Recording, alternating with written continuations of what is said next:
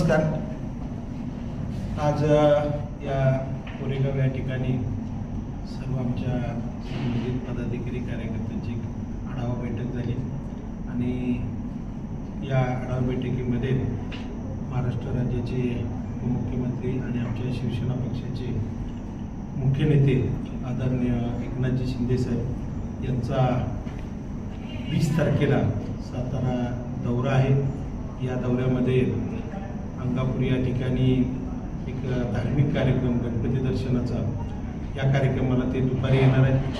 त्यानंतर एक 5च्या दरम्यान एक आमच्या पश्चिम महाराष्ट्राची पक्षाची एक आढावा बैठक, या बैठकीला सुद्धा स्वतः आदरणीय एकनाथजी शिंदे साहेब उपस्थित राहणार आहेत. त्यांच्या उपस्थितीमध्ये ती बैठक होणार आहे आणि त्यानंतर गांधी मैदानावरती शिंदे साहेबांची एक मोठी जाहीर सभा होणार आहे. या सभेमध्ये सातारा जिल्ह्यामध्ये जिल्हा परिषद, पंचायत समिती, नगरपालिका या क्षेत्रातून जे आमचे जे का पक्षाचे उमेदवार जे निवडून आलेले आहेत, नवनिर्वाचित उमेदवार आहेत, त्यांचा शिंदे साहेबांच्या वतीने एक त्यांचा तिथं सत्कार होईल, सन्मान होईल. त्यानंतर सर्व जिल्ह्याच्या वतीनं शिंदे साहेबांचा एक सत्कार त्या ठिकाणी होईल आणि त्यानंतर शिंदे साहेबांची एक जाहीर मोठी सभा होईल.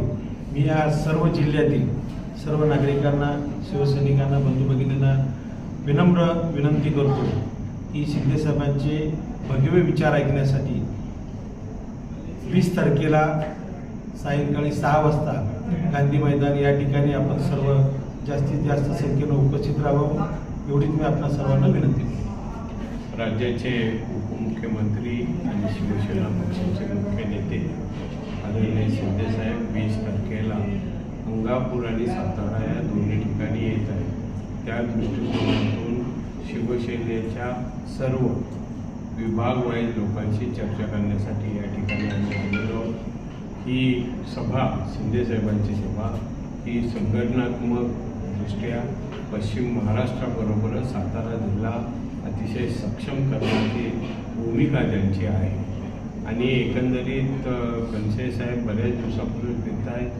मी 2-3 दिवसापासून बघतोय एक नागरिकांचा कल या ठिकाणी राजकारणामध्ये शिंदे साहेबांच्याकडे बघण्याचा, भविष्यातलं दमदार नेतृत्व म्हणून त्यांच्याकडे कल दिसतोय आणि त्या दृष्टिकोनातून बऱ्याच लोकांनी या संघटनेमध्ये काम करून या संघटना मजबूत करण्यासंबंधीची चर्चा चालू आहे. अतिशय चांगल्या प्रकारचा त्या दिवशीचा 20 तारखेचा जो कार्यक्रम असेल, जी मंडळी प्रवेश करणार आहे, राजाभाऊ आहेतच, अजून काही मंडळी आहेत. 20 तारखेला निश्चित प्रकारे आपल्याला त्या दिवशी समजेल. पण शिंदे साहेबांच्याकडं एक नेतृत्व म्हणून बघण्याचा जो दृष्टिकोन या विभागातील पश्चिम महाराष्ट्रातील, त्याच दृष्टिकोनातून सातारा जिल्ह्यामध्ये एक वेगळ्या प्रकारचा कल बघायला मिळतो. ते आपल्याला डावलता येणार नाही. सभा तर आहेच, परंतु पूर्ण विभागातील जिल्ह्यामधील बरेचसेच लोक शिवसेनेमध्ये आकर्षित होतात. मी आज 1 महिना 1.5 महिना झाला सातारा जिल्ह्याचा दौरा घेतला.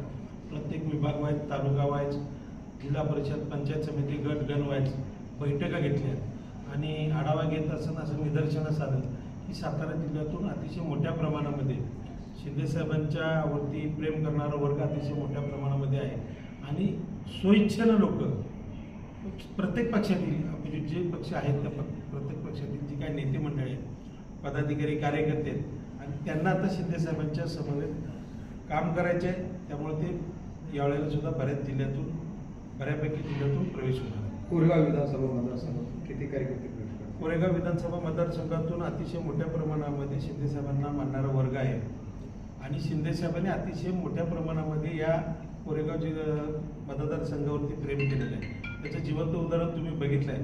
जवळजवळ 2000 ते 2200 कोटीचा निधी देऊन या कोरेगाव विधानसभा मतदारसंघामध्ये एक सक्षम काम करण्याचं काम आदरणीय एकनाथजी शिंदे साहेबांच्या माध्यमातून या मतदारसंघासाठी केले गेले. त्यामुळे या कोरेगाव मतदारसंघामधून सुद्धा अतिशय मोठ्या प्रमाणामध्ये प्रवेश होणार आहे.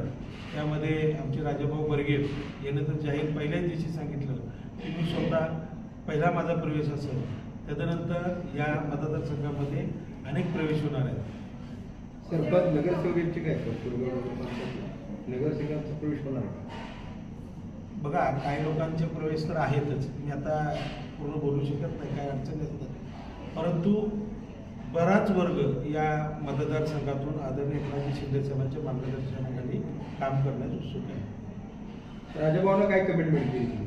कुठल्याही प्रकारची कमिटमेंट केलेली नाही. राजाभाऊनी ज्या वेळेला संबंधित विषय शिंदे साहेबांच्यापर्यंत नेला त्यावेळेला राजाभाऊनी क्लिअर सांगितलं की मला प्युअर शिवसेनेमध्ये काम करायचं आहे, मला तुमच्या नेतृत्वामध्ये मला काम करायचं आहे, मला कुठली अपेक्षा नाही, काही नाही, मला तुमच्याकडे काम करायचं आहे आणि माझा प्रवेश करायचा आहे. त्यामुळे कुठल्या प्रकारच्या त्यांना काय असं आपण आश्वासन दिलेलं नाही. शिंदे साहेब ताकद देणार आहेत का?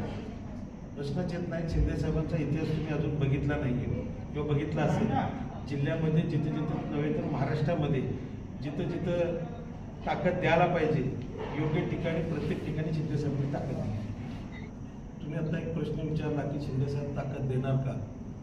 ज्या वेळेला राजाभाऊ बर्गे आणि त्यांचे संबंधित काही नगरसेवक होते, त्यांच्या बरोबर असणारे सर्व पदाधिकारी होते, यांनी हा विषय माझ्याकडे मांडला. त्यानंतर आम्ही सातारा जिल्ह्याचे पालकमंत्री आदरणीय शंभूराज देसाई साहेब यांच्याकडे आमची एक बैठक झाली आणि त्याच वेळेला पालकमंत्र्यांनी सुद्धा सर्व पदाधिकारी कार्यकर्त्यांना शब्द दिलेला आहे की ताकद जी काय ताकद लागेल ती पालकमंत्री म्हणून या कोरेगाव विधानसभा मतदारसंघासाठी ती देण्याची सुद्धा आदरणीय पालकमंत्री शंभूराज देसाई यांनी सुद्धा शब्द दिलेला आहे.